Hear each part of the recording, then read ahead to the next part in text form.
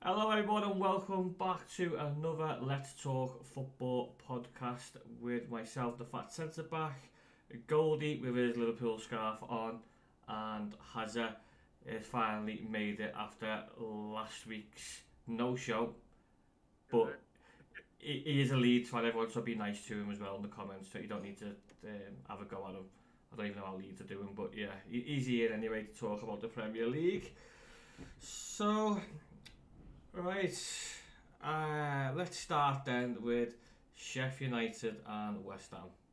Well, it was a very interesting game. I do, I, I do think, in my opinion, of course, Sheffield United's pen was a little bit soft.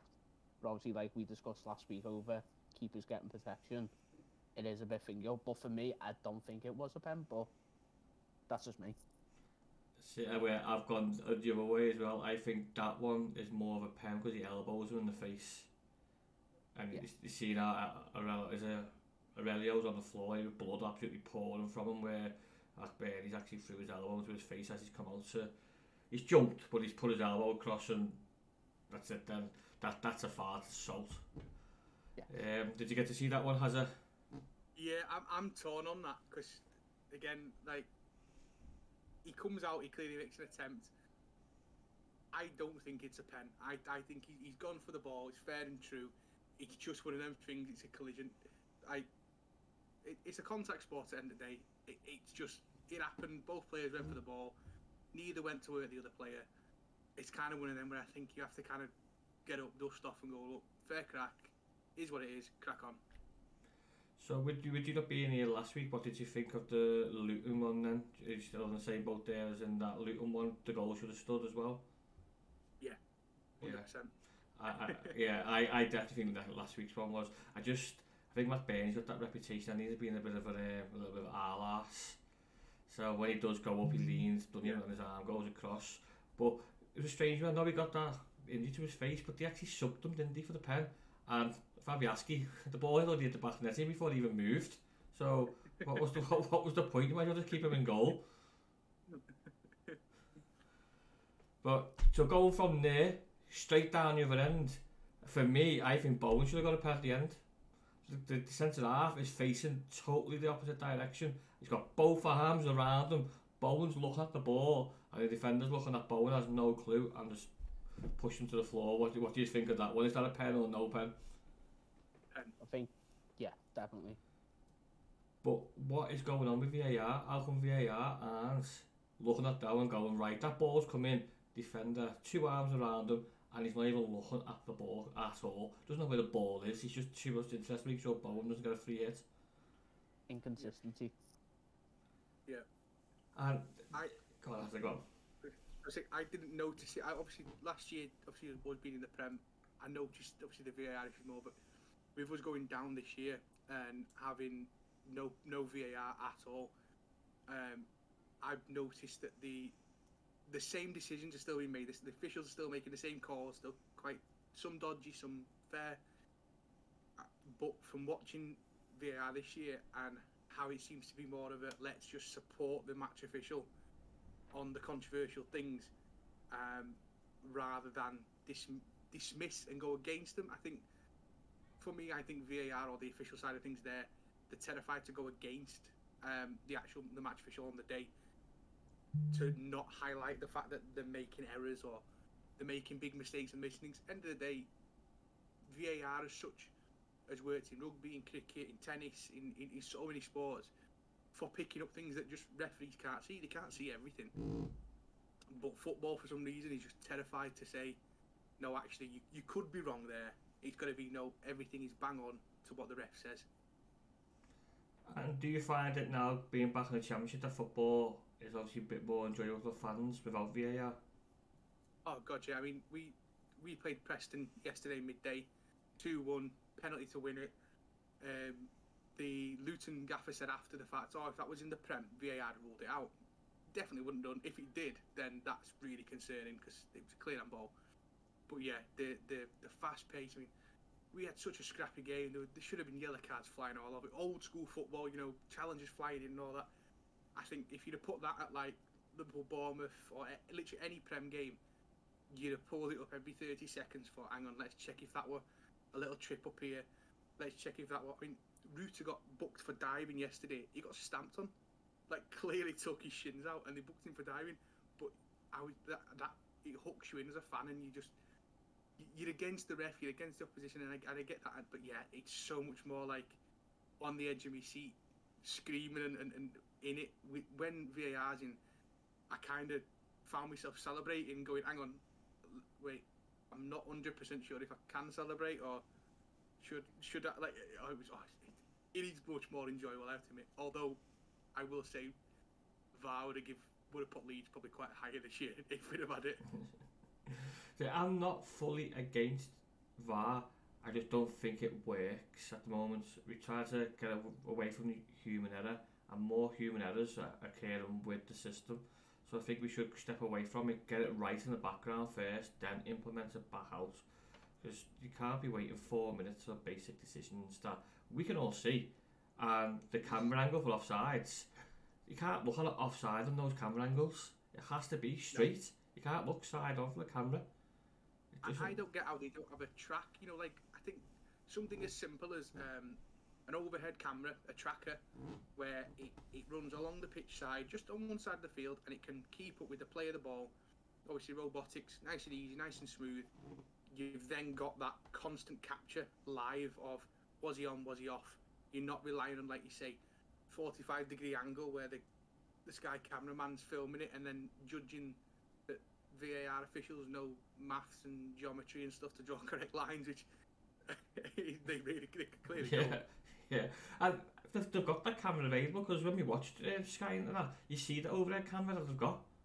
So that camera is available as well. So I'm not sure why they don't ask to see if that system works. But I think the Champions League works better with the barrier. And if any part of the body breaks the barrier, they flag it as offside.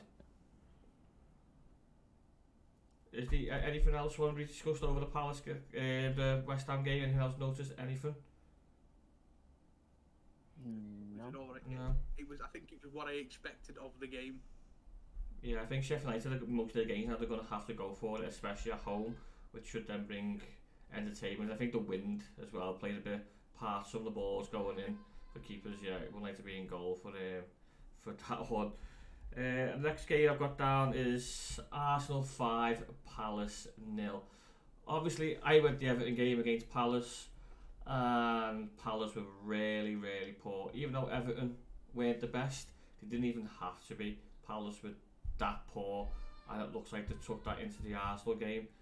And did you see the flag at the end, was it, with the Palace fans? The banner, yeah. Yeah, so what are we saying here? Do you reckon it's time for Roy Hodgson to actually finally retire and stop coming back to football? Or do they keep hold of him? And because to me, it looks like they're being dragged into a relegation battle now. Yeah, definitely. Like, obviously, God bless Roy. Like, he's a boss person. I know he didn't exactly do well at other clubs, not mentioning nothing at all. Liverpool legend. Oh yeah, got us through a dark period now. Definitely. Yeah. But yeah, I do think, like, obviously he did all right with England and whatnot, and obviously his team's way gone. But I do think it's now time for him to hang this cap up and go to the beach with Neil Warnock or something when he retires. Have a pina colada. It is strange that, I know, like, once you're in football, it's hard to get out of football, isn't it? And he's probably got home to his wife and just given a big list of chores to do, and he's like, this is not for me, this. I want to go those winter cold evenings, stand in my shorts with Ray Lewington, you know. But he just looks dead sad, doesn't he? Yeah, I do feel for the guy. Like, every time I watch him, I kind of put my arm around him and go, it's all right, Roy, don't worry, but don't go again. Like, I feel for him, but I feel like him, like a lot of older British managers, are very stuck in the ways of the old British game, and obviously developed continental. We've not even got just decent European players now, and the odd smatter of. You've got players from Asia, from South America, North America, absolutely everywhere now. The game is so different, and I think this, even the Palace side, even like the banner said, like, it's about wasted potential. The players they have, like, obviously as a Leeds fan, I take him any day of the week, but like I genuinely think a lot of them would fit into most Prem sides and would really bring a lot of benefit. But I don't know what it is. I don't know if it's negative football or just not believing in the whatever the gaffer's putting out there. But it clearly ain't working. Yeah, I think like you say, mate, get that pina colada and go get on that beach somewhere. Yeah, because they do need to be careful, aren't they? Because at least saying Eze, they're like main two people that people will be looking at thinking, yeah, they can take the next step level up as well. And if Palace are going to be struggling, they're not going to want to stay around, especially now like Zaha's gone on there, the main men, and you can tell them missing a bit of Zaha, getting the ball out there, a bit of flair, making things happen. I think they're playing Eze more down the middle as well, which I think stifles him because that's where it's going to be crowded in there. So he's got to be try to get the ball and make things happen in an area where more the bodies in there, where if he can get out wide, he's potentially only going to be two men probably on him, or one-on-one situations where he can actually get past them and then deliver. So and they play big forwards, don't they, with Mateta and Edouard, the two big lads who probably aren't the best running behind. They want things up in the air for them, balls coming into them so they can hold off and link play up. So if Eze's there, then nothing's going to be creating for him out wide, is they sort of, yeah, because I think they rely on Jeffrey Schlupp on the other side, and it's, yeah, I do feel sorry for Roy, but I think if they carry on the way they do it, from what I see over the last two games, I think Palace are going to be dragged right into. I think they're only 1 point above Forest.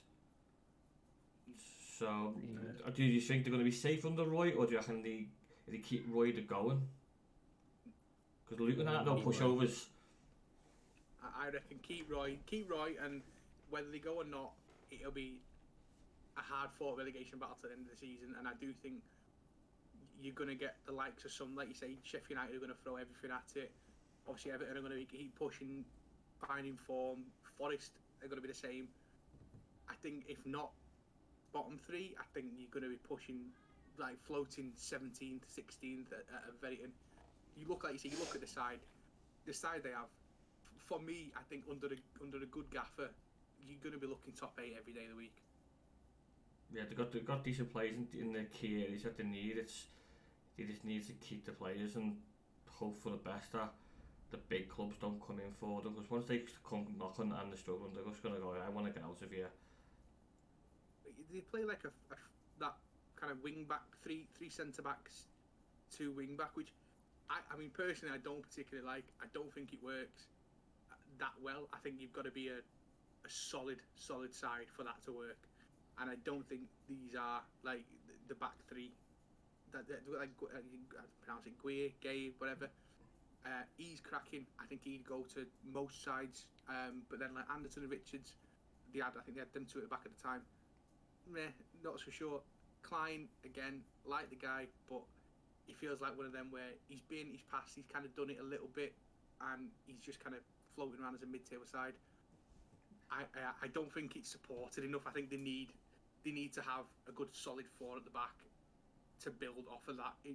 3 centre backs with not a load of pace, and you're relying on wing backs up and down to create you something, as you say, Eze as well in the middle. If you go to 4, give Eze a bit further up, put him wider, give him a freebie, let him play. You're going to create something like Edouard as well, big geezer, pop him a ball in, let him have a go. I did have a little laugh to myself seeing Klein get absolutely roasted by Martinelli and he falls over. It gave me great pleasure to see a cop do that, you know. I really enjoyed it. Arsenal, obviously 5-0, great scoreline. Did they really even have to try? That's the thing, innit? It was that comfortable for them. No. Elaborate on that. I agree.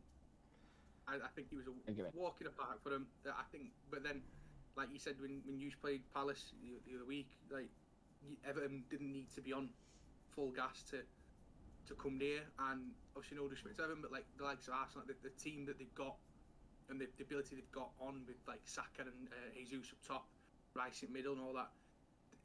Them 3-4 with Odegaard alone could just dominate every back line there that Palace are going to throw at them. And obviously, clearly they did. And as you say, they just did they go full tilt? I don't think they did really. And are you expecting Arsenal to keep up the title push, or do you reckon it's a two-horse race?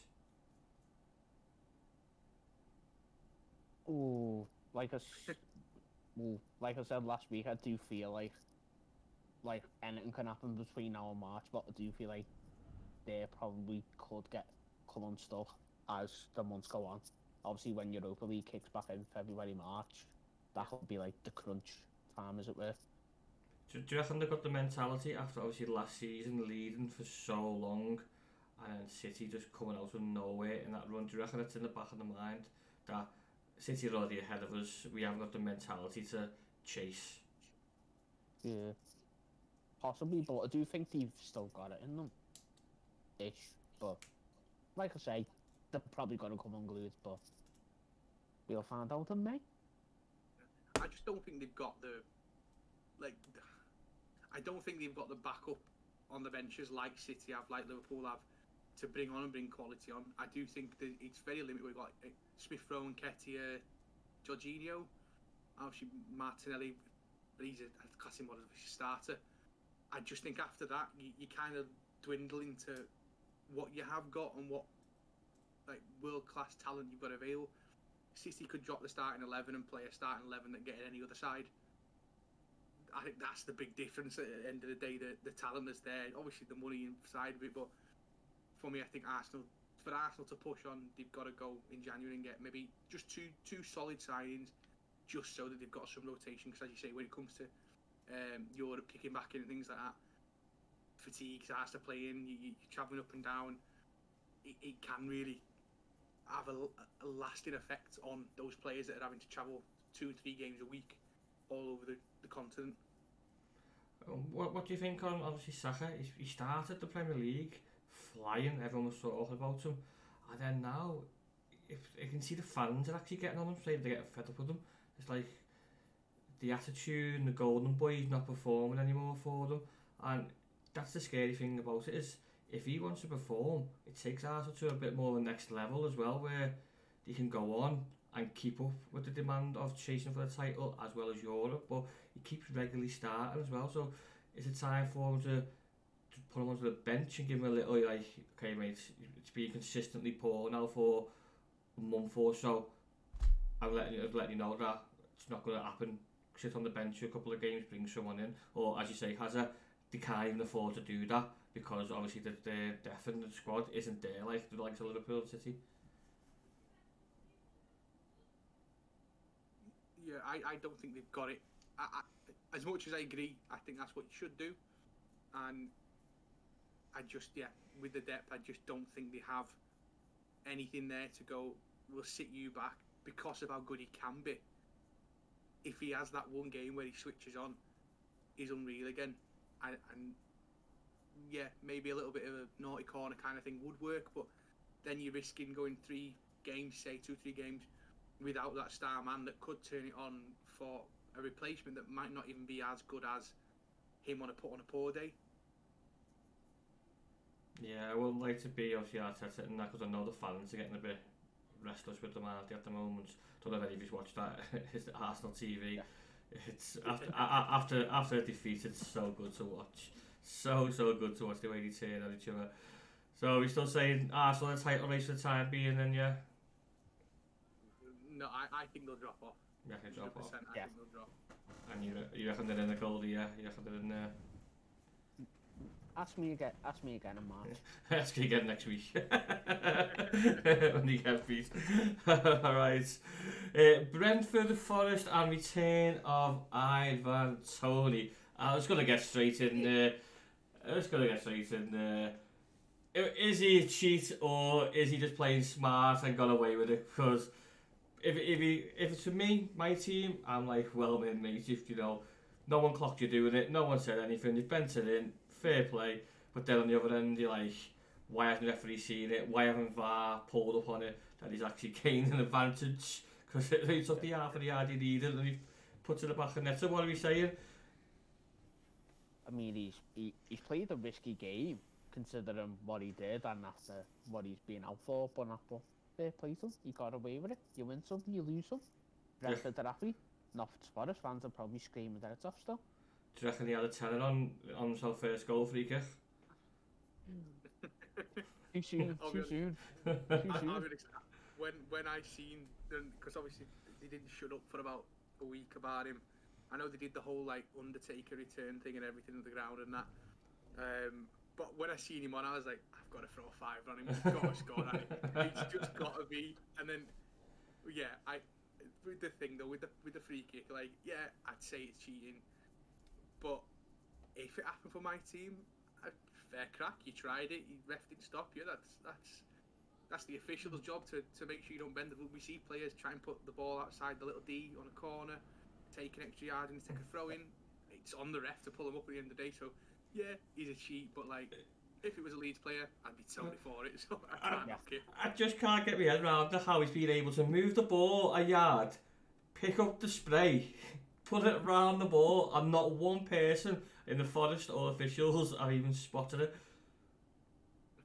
I just don't understand it. Yeah, I mean, they cry over anything nowadays, don't the players? Yeah. You take half a centimetre, they're crying about it. So you would have thought 11, like, more full Forest for not kicking off about it. We'll blame Forest on that. As well regarding Toney, I'm sure I see recently the come out. He said he wants to go to a big club. He wants to move over. What do Brentford do? Okay, mate, here's the armband. It's like He'll play. What? He'll play till the end of the season for them. I think that's the thing. He's done it all. The big like, I'm going to repay the club and so on and so forth. Like, so rightly so. You should be sticking around and sticking up for him. Like, you've bent the rules. You've cheated. You've been caught out. You've been penalised. Rightly so. You should stick and give some due back to the club.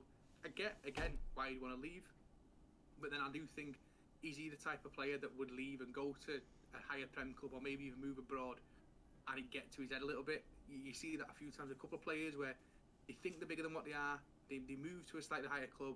They're then not the star man. They don't like it, and the form dips massively, and they become a. Balotelli did it. You know, he bounced around, and now last I heard he was playing like Serie C, Serie B in Italy. So the ability can be there, but once the ego gets in, and I do think he is the type of player that has that ego of I am Mr. Elite. If he goes to a top Prem side, he's going to be Mr. Elite, back 10 people at least. Who do you reckon the suitors are for Toney? I think Arsenal are going to come in for him. I just think he suits their type of style and so what that they need. Whether Toney fits into them, I don't know. But obviously Arsenal will definitely fit into Toney for the next level, Champions League, money-wise as well, staying in the capital. I wouldn't be surprised if Chelsea try and nick him. I wouldn't even want to touch that club. It's just no.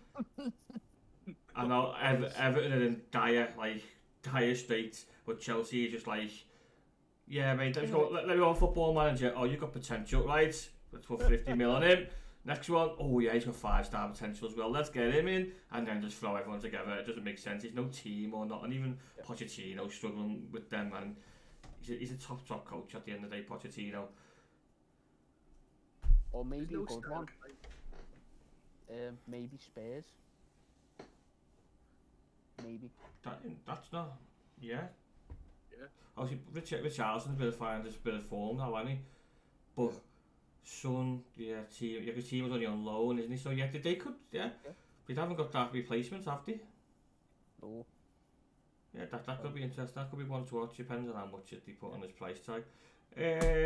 Like Chris Wood, he's on fire, isn't he? The big fella is absolutely on fire. He's my type of striker. Obviously, ability wise, he's not everyone's cup of tea, but strong, gets involved, loves a header. That's my type of fella. Mate, just get in the box and let him rattle up a few centre halves. So what are you thinking then? Chris Wood, perfect match for Forest. Obviously didn't work out for Newcastle, and then he goes to Newcastle and turns them over Hazza. But he seems to carry it on. Do you reckon they've got enough Forest to stay up, or do you reckon they could get picked? Because they played well, and obviously Nuno's going to bring a different style of play to what Forest are used to. Have they got the players to work as a Nuno's type of character? I'd say yeah, but obviously I'm saying yeah, but obviously we don't know if anything's going to happen with the whole new FFP thing, yo. I think it's 6 points. I think I've seen Everton if I look lose 6 points. 6 points. But they're not. But they're waiting to April. See, Of course he would.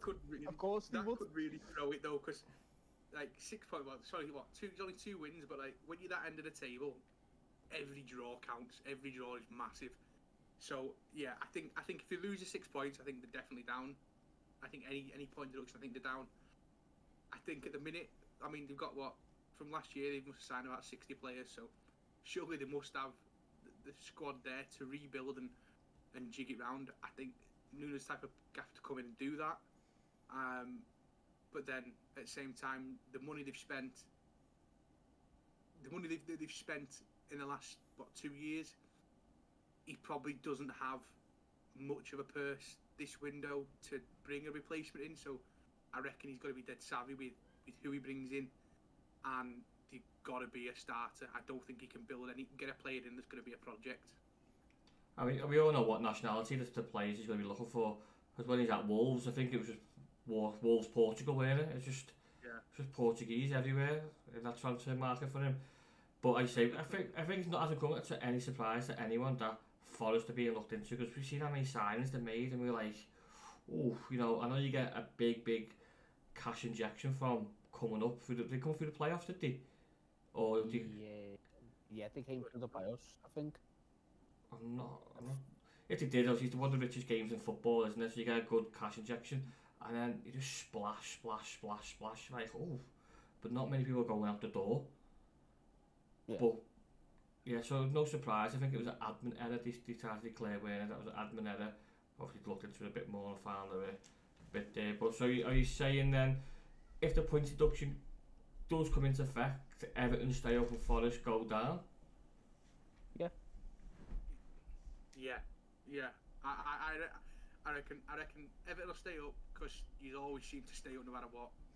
And I think Forest, I think that if the point deduction comes into play, only a couple of points off relegation now. I do think you're going to get a kick on front likes of Burnley and Luton, and maybe even Sheffield United, that may put the pressure on. If the points comes in, they don't get a run of form. Yeah, I think 18th could have their name on it. Imagine Everton having a 16-point deduction staying up. Like, history making. Reasons. But does it show like how poor the 3 teams that come up for the championship actually were, to basically say, yeah, we're giving you 16 points head start here and we'll still stay up? Yeah. I've got another one before we move on. Mopey. Neil Mopey blaming Everton fans for being shit. I don't get it, because I've seen some bad strikers in my time, but I've seen this lad miss from a yard out on plenty of times with Everton. Yep. Yeah. He blamed the fans for being shit at football, and then does a decent little goal, which was fair play to him. It was a lovely finish, but just because Brentford suits you, and you feel at home there because you've been there previously, and it's in London, you come to Merseyside and try to change your life and whatever. Don't start blaming the fans. They have the right when you're missing from a yard out. Yeah. On many occasions. I think there's a different mentality of the fans. Like, obviously, fans are fans regardless, and then you want your team to win, and you're going to get on your players back if they're not. But I think when you come up north, so Merseyside, Lancashire, Yorkshire, even like Tyneside and all that, it's a different kettle of fish. The fans are different, they care differently. They're gonna get on it, and like, I'll be honest, if you moved here as a non-Scouser and a Scouser to go here, it is pretty intimidating. I'm a big 6'3" Yorkshireman, and I've had some Scousers say things to me, and I go, geez, like, I step back. So it can be quite intimidating, especially if you're a foreigner. I think for me, down south, down in like Brentford and stuff like that, the expectations aren't there. It's not the history big club that like Everton are, and majority of the northern teams are. Like, when you come into Everton, whether you've finished in the championship the year before or relegation places, every year you're going to expect that you want to be winning that league. There's no two ways about it. I think Brentford are a side where mid-table's all right. We're quite happy. We're content there. We're doing okay. We're safe, but we're not pushing for out. Like Everton, like I say, whether you relegation fight the year before, the next year you'd expect him pushing for Europe. Yeah, and I think he's just used a bit of a cop-out there on the fans for it not working out for him.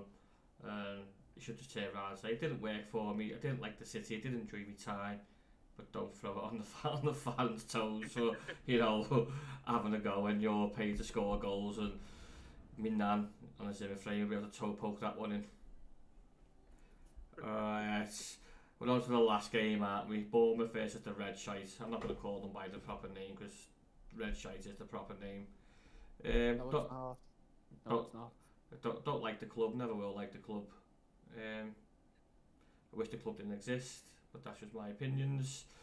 I think me and Goldie were speaking at our time where we both turned. I turned the volume off on the first half. It's like it's been years since I've watched Liverpool on obviously the telly.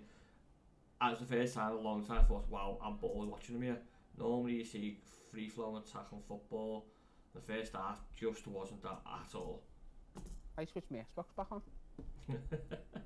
I thought Bournemouth started really, really well, straight out the doors. But when you're playing someone as good as Liverpool, you have to get a goal ahead early on. Yeah. Because that's probably going to be your spell now for a long time in the game. So when you're on top, it's important, especially against a Klopp's team, that you need to take that goal. And they did have a few chances to do it, but just didn't have the quality at the end of it. Yeah, there is one instance in the first half though. I think it was the first or the second. Justin Kluivert's tackle on Diaz.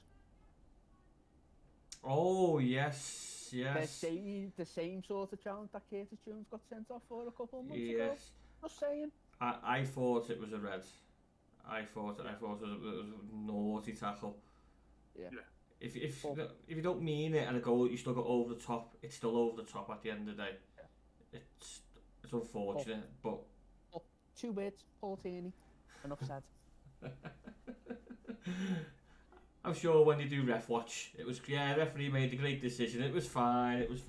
We'll stick together because that's what we do. Our referee unions, we'll stick together. But then the following week we'll say no, that's a terrible tackle on someone else. But whatever it's doing. On to the second half then. On to the second half. I think Núñez is the perfect example for this. I know if Calvert-Lewin does it, which frustrates me. I think Núñez is the best example for it. Is when he has time on the ball, he is shocking. He cannot finish. Yeah. I know when I can see clips from the Liverpool players, who's the best player, or who's special. They all say Núñez, or the things he can do. But that's because there's no pressure in training.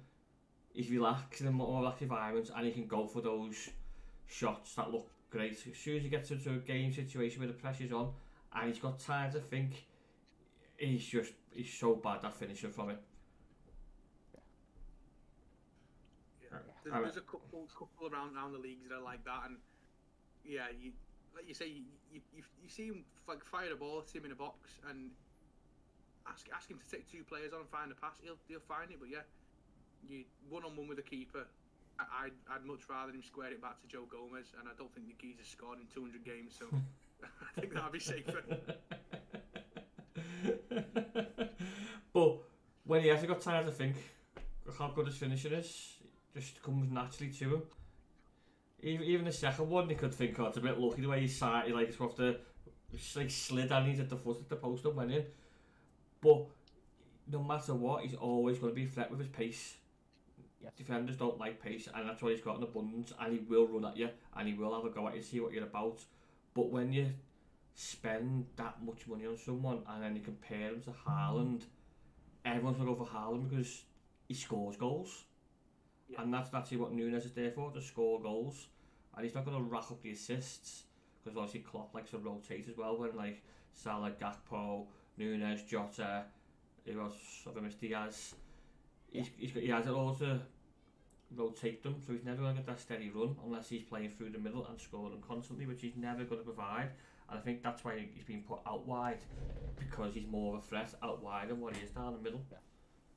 It takes the pressure, I think, off Like if you got a forward like Nunes, where like you say, his goal scoring's not always on it, or when he's got time, it's not on it. Put him out wide, take a bit of pressure off him. Don't make him feel like he's got to be you're the out and out striker. You've got to score goals. Throw an assist in, go on, take a man on, let him get comfortable in his own game. If he bangs you 10 goals a season and playing as a winger, sound, I think I'd be content with that as a winger player. Obviously, as a striker, you expect a few more, but if he can bang 10 goals a season, be comfortable, attack the wide men, play a ball in, it may work. I think you've got to play Jota more central and leave Nunes to go and be a bit more free-flowing and ad hoc as such. Yeah. Yeah, it must be spending that much money must hurt in a way, thinking that before this young kid, he's still young and he's going to be the next best thing, he's going to score all the goals, and obviously it hasn't worked out, and he's found himself on the wing and he's up against like Diaz, Jota, Salah. Well, we don't even know how long Salah's going to be out for, so we actually might get a bit of a run. Gakpo, when he plays, always seems to score as well. But then you got the other little fella Jota. I thought it was amusing, especially his second one when he slips and all the fans get on his back, and then he scores by slipping again. He does like a tackle, but finds the bottom corner. But Jota's like a little gem that got picked up from Wolves as well, and he's done well for Liverpool when he needs to. What do you think of Jota? I do think, like, considering the price we got him for was very like a bargain in today's market. Like, obviously he has his good days, he has his bad days, but in general, overall, he is a good forward player, I'm going to call him, because he does play on the wing and out and that, but I do think he is good.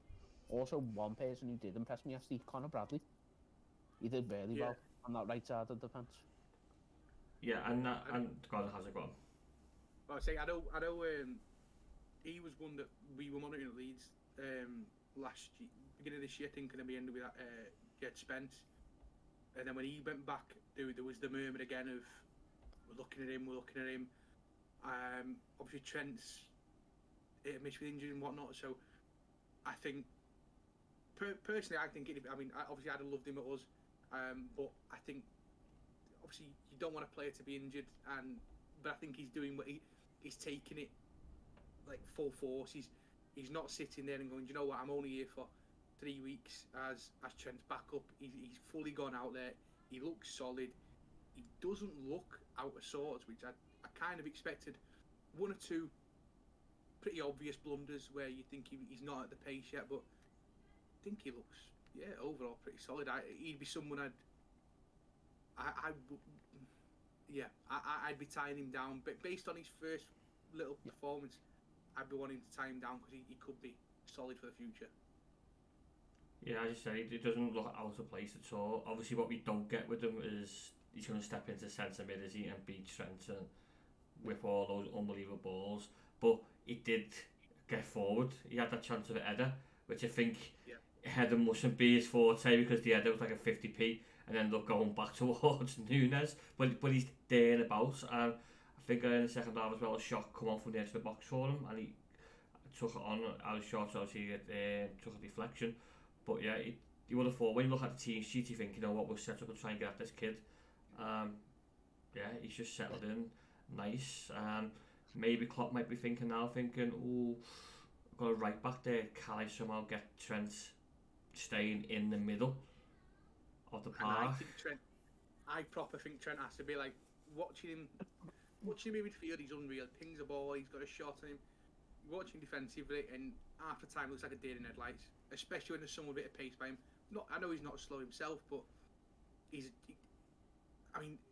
ability doesn't look fully there as what he probably should have been to say how long he's been in the team and still been a young man. Bradley seems to have that defensive. Yeah, for me, if Klopp can stick Trent further up, take the defensive issues off him, take the stress away from that, let him play his game, let him ping balls left, right, and centre. He can still fill in as that extra kind of CDM role as such when going back. A solid back five, then he can cover for Bradley, cover on either side. Yeah, I think he'll come into his own a bit more. Then I think he will change massively as a player. He seems to do it for England, so I can't see why not for Liverpool. Yeah, I look at it is not many teams attack Liverpool. It's normally Liverpool on the front foot. So Trent in a CDM role would be ideal because he won't be asked to defend that much. He'll be asked to just obviously stop at any kind of counter attacks, which he's more than capable of doing being a right back. Obviously defensive awareness and stuff. You can say he doesn't enjoy the defending side of games, but he'll be able to go and get the ball off Van Dijk and then get Liverpool playing, just like what Gerrard used to do. I know he's not going to have the capability of Gerrard, where pick the ball up from distance and go bang. He's found a 40-yard ball, next minute you're through straight away. You can see that, you can pick that out. So, well, for Liverpool fans, obviously, I couldn't get a shit about them. But yeah, maybe they have found the replacement for Trent to allow Trent to go and play as a CDM role and do what he does best, which is get on the ball, because he is unbelievable when he gets time on that ball. Yes. Right. So, obviously, for Liverpool, it's strange when this Trent's injured, Robertson's injured, no Salah, and they're still wrapping up the wins. No Endo. Who? No Endo. He's at the Asia Cup. Actually, again, who? Endo. Yeah, that crab. Yeah. Yeah. So can Liverpool keep up this momentum? Can they keep City true? We all know what City can do. They'll go on a 15-run game. Kevin De Bruyne is back. They're just going to go. For me, they're just going to do what they done last year and go, they give us a head start again, we're bored. Let's go and win it again. Like I say, I do personally think that we can keep up with it. But obviously, like I say, anything can happen between now and May. Anything. Like City could lose the next 10 games, we could win the next 10 games, or vice versa. Like this season, the Premier League is a tiny bit unpredictable, if I do so myself. Like it is most seasons, but especially this season, to be fair. So would you say, so are you backing yourself saying you can do it, or I want to see a two-title horse race, yeah, or even like Arthur getting there. I want to see it to the end, but it's just Liverpool. I don't know. Tackle wise, yeah, Van Dijk seems to be back to his normal self. Alisson, for me, the best keeper in the world as a goalkeeper. He's right. Let's mark the date. Ederson is the best, obviously. Distributor wise, a goalkeeper. On the floor, Ederson's distribution is well better than Alisson's. Doesn't even compare. The lad sprayed a 50-yard ball through the middle of the park to put City through 1-1. Literally spread it right through the centre of them all. But yeah, Alisson's best goalkeeper in the world. We've got Robertson to come back, Trent to come back, Salah's injury. Solskjaer's coming back soon, I think. He's still out at the minute. How long Salah for? Has it been named? No, they've said worse though, didn't they? They've literally just put it out with probably 20 minutes, I think. It's worse than first thought. What injury is it? Hamstring as well, so it's going to be a tear. So it could potentially be 6 weeks. They've reported 15 minutes ago that worse than first thought could be out for at least up to 28 days, so at least a month. Then he's going to need a couple of weeks to. But I know, no disrespect to Bournemouth, they're being a bit of form, and he didn't struggle without him. More play might be able to go down both wings rather than just trying to find Salah. Yeah. Which makes a bit more teams to be having to worry more about the whole tackle phase rather than stop Salah and half the battle's done. But that's going to be an interesting one. That's everything for this week, isn't it? Just want to touch on the Newcastle situation. It's weird because now this financial fair play is going around. Obviously, clubs are probably looking at going back through the archives and they think have we done anything wrong. Newcastle are the richest club in world football, and they just have to go and sell Almiron so they can go out and spend money. What is going on? Well, they clearly... Yeah, go on, Hazza, you go first. I think obviously clubs that famously run at a loss. For the most part, they run pretty poorly. They're not very profitable. I think if anyone comes into a football club, especially the big club, and expects a 15, 20 million pound profit every year, you're a moron. Why get involved? Just go buy a shop or something. But yeah, I think the money they spent, although quite sensibly, they offered decent wages, I think, at the time to kind of coax a few in. They spent it with the investment before kind of generating the revenue and generating that money, which, again, I get it, you've got to get there, but this year they've fallen off the rails a little bit. They're not up there. Obviously, Champions League and stuff like that will give them a bit of dough, but if you look at for next season, I think the mid-table now, 10th or something, they're not really looking like they're going to bring the Champions League money in next year. I think to save face and to make sure they are squeaky clean and above board, they've got to flog like Almiron and maybe another one or two, just to show, look, we actually have earned money before we spent it, rather than going and splashing the Saudi money left, right and centre. Yeah. But have they made, is it only Tonali that they brought in? Is that all they basically brought in this year? And Gordon, weren't it? But Gordon was through mid-season now, weren't it? Was it halfway through the season, Gordon? Or was it the summer? Was he last January? I think he might have been. I'm not too sure on that one. But I'm sure he did start, because we were all like, because I think we were laughing at because he had a poor start. So other than that, they only made 2 signings. I think the other one out the door, which might surprise everyone, is Trippier. Goes to Bayern Munich. Oh, was he? Well, that's strong rumours. But there was a rumour going around where that a few Newcastle players got caught on a night out with females. Yeah. And ever since that story came out, Trippier's performance was terrible. He seemed to go a lot downhill. So I wonder if he's using it as, let me just get out the country, get back to over to Germany, Spain, get away, start fresh.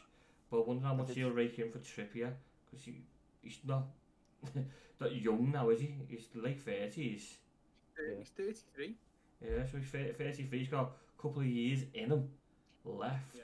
How much are they going to be cashing in on him for? I reckon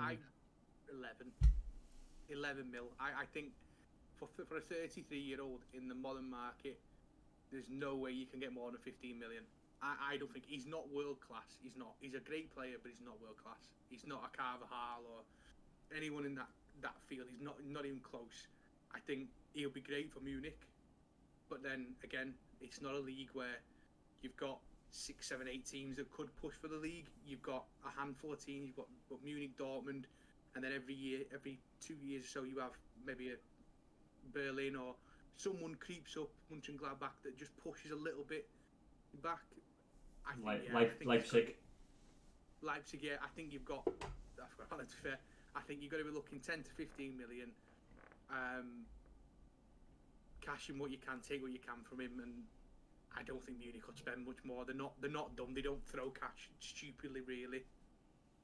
Yeah, I can see why they want to go for it, because Harry Kane, Trippier can get on the end of a ball and fucking whip one into Kane. If it lands on his head, 9 times out of 10 he's going to score. And adds that extra bit for Kane's game, so he's not just get the ball to Kane, get it at half a yard and smash it in. Now they've got Trippier who can whip the ball in and add that too, so they've got more things to worry about. But as you say, the German league's more relaxing in it, not much pressure on them. It's those two. Winter break. They were Dortmund. That's it. They're battling for it. Everything else, you rake it all up and you stay in the Champions League for another couple of years, don't you, as well? On when you said about money before, I just had a quick tot up then at the transfers. So they had Tonali, Barnes, Livramento and Minter that they signed in. They spent 153 million and 153.2 million on 14 on income. What they gained was 44.6.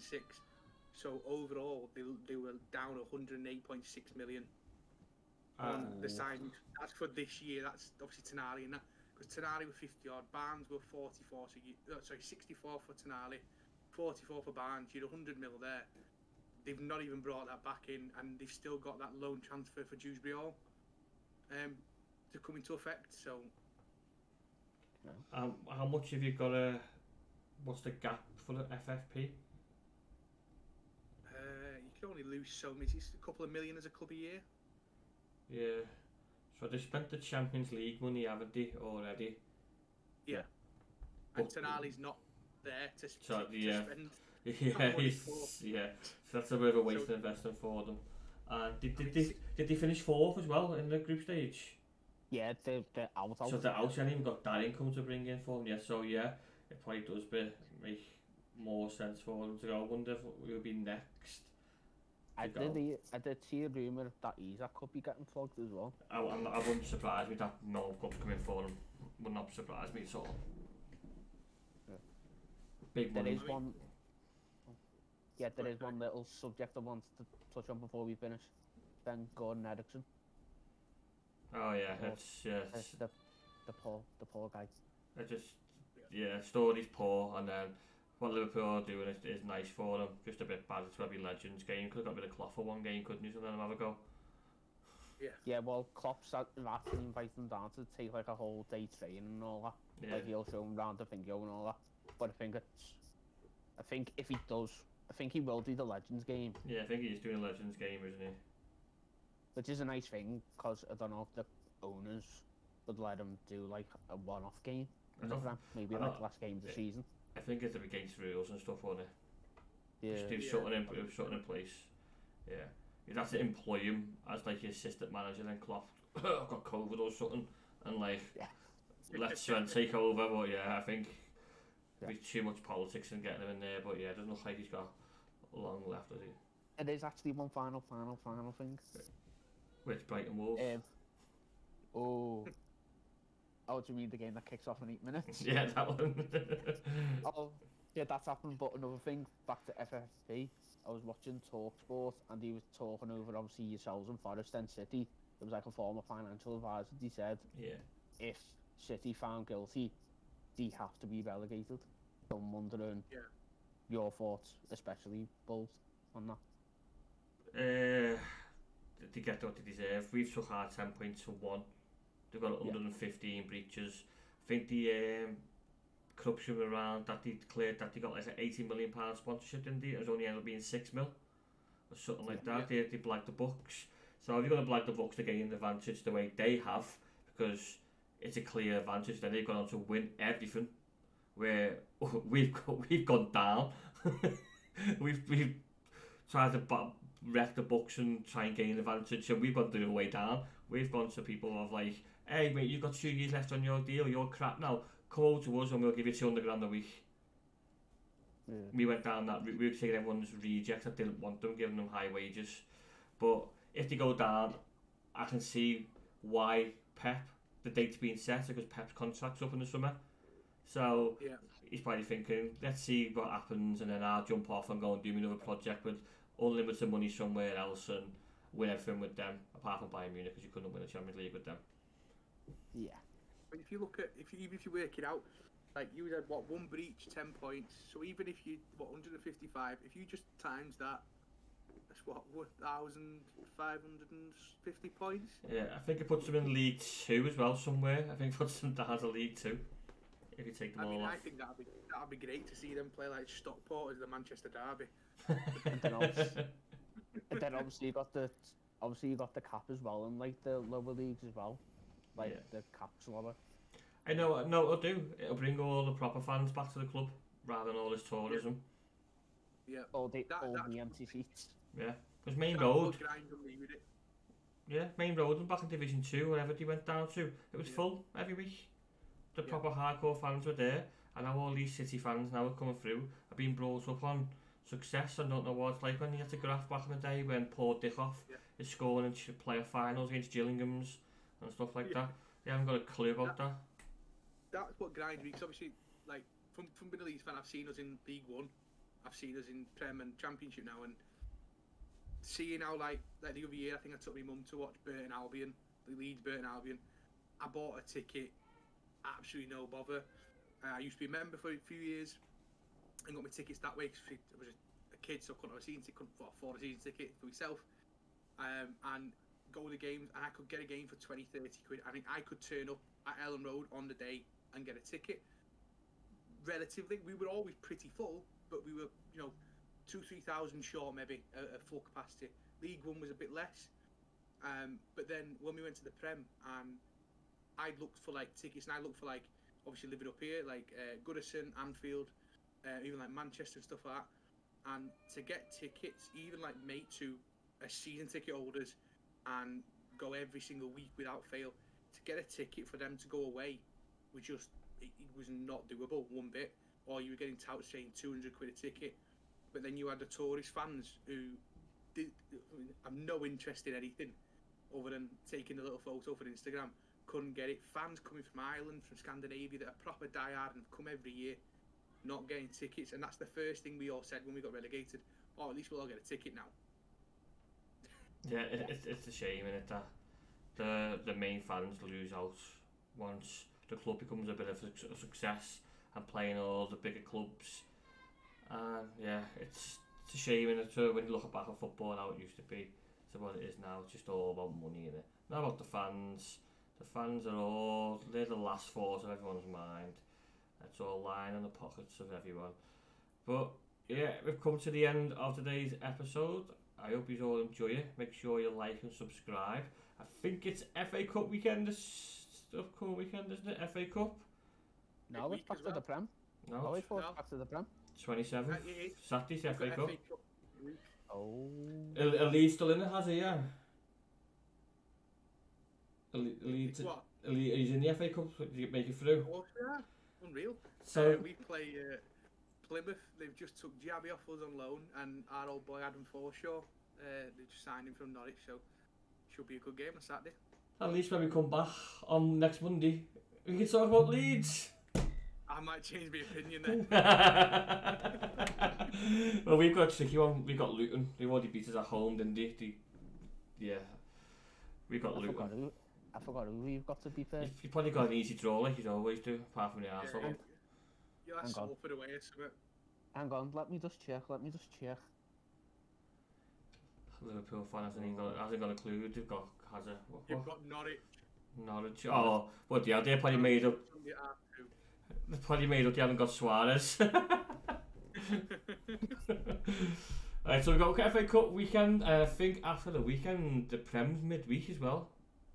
Yeah, we've got Liverpool. Yeah, so we've got a few midweek games. So for after the FA Cup weekend, we've got the Monday show, and then we've got to have 2 lots of highlights to go through the following Monday, which should be fun. But as always, if you want to join the podcast, please give us a message over on TikTok, and we'll get you on. And until next time, we'll enjoy peace and good luck in the FA Cup. If your team's in there, apart from Liverpool, they can fuck off.